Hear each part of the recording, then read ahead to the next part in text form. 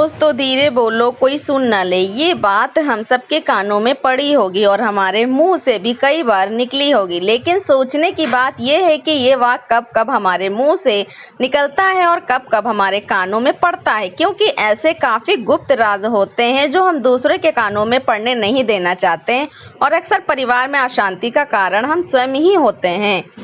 हम इस बात को देख पाएं या भले न देख पाएं, पर यही असली सच है, क्योंकि जाने अनजाने में मूर्खतावश हम खुद ही अपनी वह बातें दूसरों को बता देते हैं जो हमें कभी नहीं बतानी चाहिए। और वही बातें जो जाने अनजाने में हमने किसी दूसरे के सामने बता दी थी, वही हमारे दुख का कारण बन जाता है, वही हमारे झगड़े का कारण बन जाता है और फिर हम पछतावे के अलावा कुछ नहीं कर पाते। बाद में हमें पछतावा होता है कि किसी को बतानी नहीं चाहिए थी, मेरी ही गलती हुई है कि मैंने अनजाने में यह बात सभी को बता दी। इसलिए आज की इस बोध कहानी में आपको जो बातें मैं सुनाने वाला हूँ, उसे सुनने के बाद आपको वो 7 ऐसी बातें पता चलेगी जो आपको कभी किसी को नहीं बतानी चाहिए। और तो और ये जो 7 बातें हैं, ये आपको अपने पास क्यों रखनी है, इसका कारण भी मैं आपको समझाऊंगा। इन 7 बातों के अलावा अगर आपको लगता है कि कोई बात ऐसी है जो मुझसे छूट गई है तो कमेंट सेक्शन में ज़रूर बताना। इससे पहले कि आप इस बहुत कहानी में खो जाएं, इस चैनल को सब्सक्राइब ज़रूर कर लें। तो चलिए कहानी के माध्यम से शुरू करते हैं। एक समय की बात है, एक नगर में रामू नाम का एक युवक रहता था। वह युवक बहुत गरीब था, कुछ पैसा नहीं था, उसके पास 2 वक्त की दाल रोटी भी बड़ी मुश्किल से उस नसीब होती थी। किसी काम की तलाश में दिन रात खोज करने पर भी उसे कोई काम नहीं मिल रहा था। फिर एक दिन उसने अपनी पत्नी के सामने अपनी सारी समस्या बता दी। उसने अपनी पत्नी को कहा, मैं जिस जगह भी काम मांगने के लिए जाता हूँ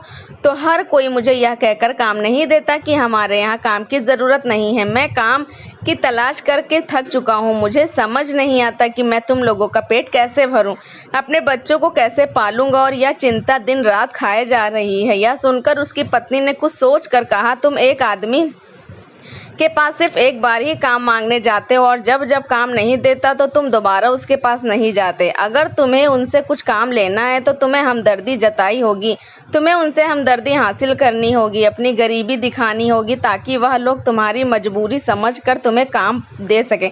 इसलिए शर्म मत करो, उन्हें अपनी मजबूरी बताओ, अपनी गरीबी बताओ और इसी उपाय से तुम काम पा सकते हो।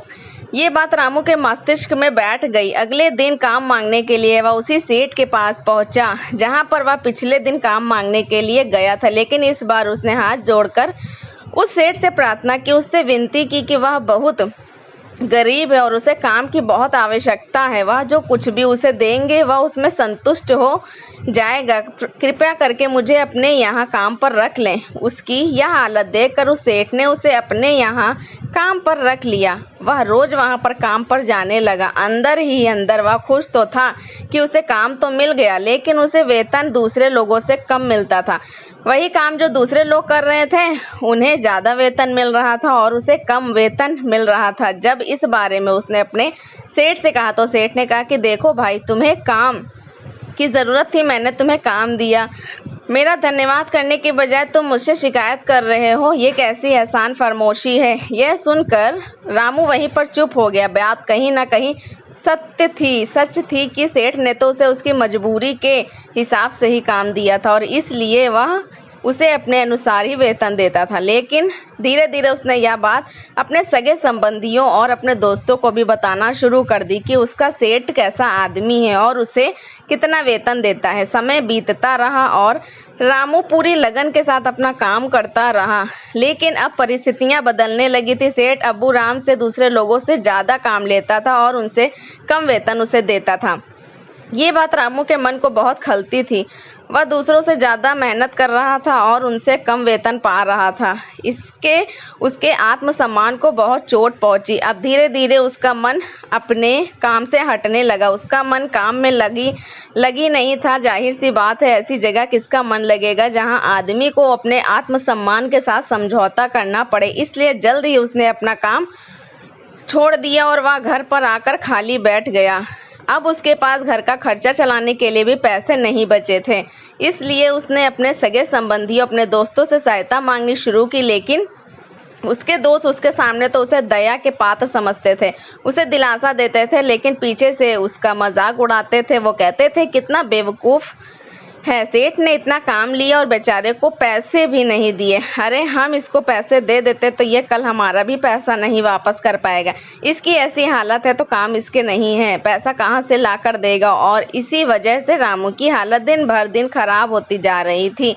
अब वो दिन रात तनाव में रहने लगा। वही दोस्त, वही सगे संबंधी जो उसके अपने होने का दिखावा करते थे, वो उसे दया के पात्र समझ रहे थे। उन्हें उसके ऊपर तरस आ रहा था। सब लोग आकर उसे ज्ञान तो बहुत देते थे, लेकिन उसकी सहायता नहीं करते थे। और अक्सर ऐसा ही होता है, ज्ञान देने वाले तो बहुत मिल जाते हैं, लेकिन मदद करने वाले, उंगली पकड़कर, हाथ पकड़कर आगे चलाने वाले कितने लोग मिलते हैं। फिर एक दिन उसे पता चला पड़ोस वाले गांव में एक बौद्ध भिक्षु आया हुआ है जो बहुत ही ज्ञानी है। रामू इतना तनाव में था कि उसे कोई रास्ता नजर नहीं आ रहा था, इसलिए जाने अनजाने में वह उस बौद्ध भिक्षु के पास पहुंच जाता है। वहां पहुंचकर वह सीधे उनके पैरों में गिरकर रोने लग जाता है। वह रोते रोते उन्हें अपनी सारी परिस्थिति बताता है। उसे बताता है कि किस तरह उसका फायदा उठाया और उसके सगे संबंधी उसके साथ कैसा व्यवहार रखते हैं। सारी बातें सुनकर भिक्षु ने उसे चुप कराते हुए कहा, बेटा, ये सारी समस्याएं तुम्हारी बुद्धिहीनता, तुम्हारी मूर्खता के कारण उत्पन्न हुई है। अगर तुम्हारे अंदर समझ होती और तुम समझदार होते तो इनमें से एक भी समस्या तुम्हारा मन को दुखी नहीं कर सकती थी, लेकिन तुमने अपने अविवेक के कारण, अपनी मूर्खता के कारण खुद ही अपने रास्ते में कांटे बिछा दिए। परंतु आज मैं तुम्हें ऐसी 7 बातें बताने जा रहा हूँ जो भूल कर भी किसी को मत बताना, और इन बातों को अनुसरण करते हुए तुम बाहर से मिलने वाले दुखों को तो दूर कर ही सकते हो। बेवजह दुनिया की वजह से तुम्हारा पहली बात जो किसी को नहीं बतानी चाहिए वह है अपनी मजबूरी। अपनी मजबूरी का दिखावा करके दूसरों के दया पात्र बनकर उसकी सहायता लेने की गलती कभी मत करना कि आज वह तुम्हारी मजबूरी देखकर तुम्हारा सहायता कर दे, लेकिन कल वह तुम्हारा उठाने से भी नहीं चूकेगा। अगर फ़ायदा भी नहीं उठाया तो दूसरों के सामने तुम्हारा मजाक बनाने में वह आदमी कभी नहीं झुकेगा। इसलिए कभी भी अपनी मजबूरी का दिखावा मत करो। अगर घर में 2 रोटी है, सूखी रोटी है, तो वही खाकर सो जाओ, लेकिन दूसरों को इसके बारे में भनक तक नहीं पड़नी चाहिए। जरा आप खुद सोचो, मजबूरी बताने का क्या दूसरों से सहानुभूति हासिल करना चाहता है या उनसे कोई आर्थिक मदद चाहता है? लेकिन अगर आप दोनों ही परिस्थितियों को देखें तो दूसरा आदमी आपका फ़ायदा उठाने से नहीं चूकेगा, और अगर वह फ़ायदा नहीं भी उठाएगा तो अपनी नज़र में तो वह आपको मूर्ख ही समझेगा, बेवकूफ़ समझेगा, और दूसरों के सामने आपका मजाक तो ज़रूर बनाएगा। इसलिए अपनी मजबूरी के बारे में कभी किसी को मत बताना। दूसरी बात जो किसी को भी नहीं बतानी चाहिए वह है अपनी अतीत की गलतियां और भविष्य की रणनीतियां। ज़रा सोचो कि अगर अपने अतीत की गलतियों बताते हैं तो उसका क्या प्रभाव होगा। वह गलतियां तो ठीक नहीं की जा सकती, जाहिर है, तो उन्हें बताने का क्या कारण रह जाता है। आप अंधेरे में सामने बात रहे हैं, खुद अपनी गलतियां दूसरों के सामने बता रहे हो, तो इस आदमी की नज़र में आपका चरित्र कमज़ोर हो जाएगा और वह भविष्य में हमेशा आपको उसी नज़रिए से देखेगा। इसलिए किसी भी आदमी की नज़र में अपना चरित्र घटित होने मत दो, और ज़रा सोचो कि आप व्यर्थ में ही अपने भविष्य की रणनीतियाँ सामने बता रहे हो। जो लोग आपके काम का हिस्सा ही नहीं है उनके सामने अपने भविष्य की रणनीतियाँ, अपनी डींगे हाँकने का क्या फ़ायदा। वह लोग आपकी सहायता तो नहीं करेंगे, लेकिन आपकी भविष्य की रणनीतियों में बाधा ज़रूर बन सकते हैं। आप खुद अपने विवेक का इस्तेमाल करिए और सोचिए कि आपके साथ भी ऐसा हुआ है कि आपने अपने भविष्य की रणनीति किसी को बताई हो और वह कामयाबी नहीं हो। ज़रा गौर से सोचिए। तीसरी बात जो किसी को नहीं बतानी चाहिए वह है अपने घर की बातें। जो भी हमारे घर के अंदर हमारे परिवार के साथ होती है, हमारे माँ बाप के साथ, हमारी पत्नी के साथ, हमारे बच्चों के साथ, वह बातें परिवार तक ही सीमित रहनी चाहिए।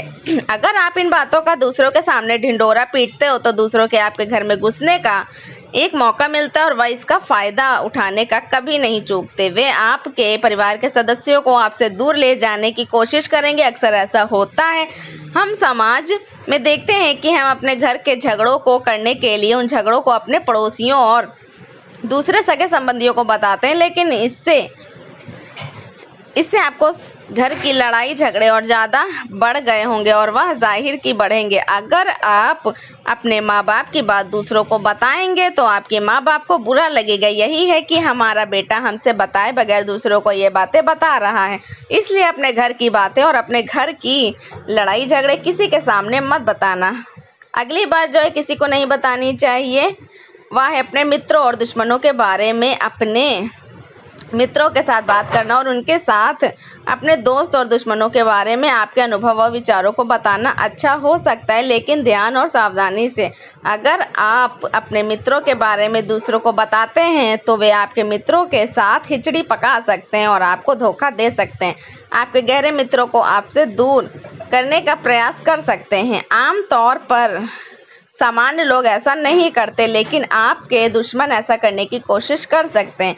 वे आपके गहरे मित्र को आपसे दूर करने की कोशिश कर सकते हैं। दूसरी ओर आपको शत्रु के बारे में भी किसी को नहीं बताना चाहिए, क्योंकि आज का मित्र कल आपका दुश्मन बन सकता है और वह आपके दुश्मन के साथ मिलकर आपको हानि पहुंचा सकता है और धोखा दे सकता है। इसलिए अपने सबसे अच्छे दोस्तों के बारे में भी अपने दुश्मनों के बारे में कभी बात नहीं करनी चाहिए। आखिरी बात मैं यह कहना चाहता हूँ कि जब आप दान करते हो तो उसके बारे में भी किसी को मत बताएं, नहीं तो दान करना व्यर्थ हो जाता है, बेकार हो जाता है। जब आप अपने दान का ढिंढोरा पीटते हैं तो आप यह बता रहे होते हैं कि आप कितने बड़े दानी पुरुष हैं और यह आपके अंदर एक अहंकार पैदा करेगा। इसलिए दान जितना गुप्त रूप से किया जाए उतना ही अच्छा होता है, उतना ही फलदायी होता है। ऐसा कहा जाता है कि जब आपका बायां हाथ दान कर रहा है तो दाएं हाथ के चले बाएं हाथ दान कर रहा है। बौद्ध भिक्षु ने रामू को जो 7 बातें बताई उनमें संसार के सभी सिद्धांत छिपे हुए हैं। इन बातों का पालन करते हुए आप अपने घर में सुख शांति बना सकते हैं और घर के झगड़े हमेशा के लिए दूर कर